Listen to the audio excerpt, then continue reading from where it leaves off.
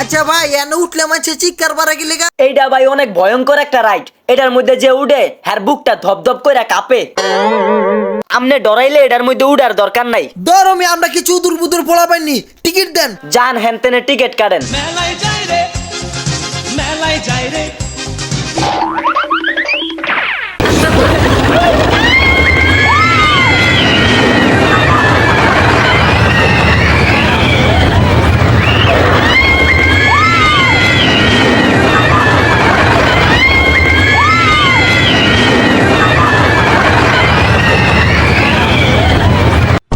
এ ভাই উঠেন।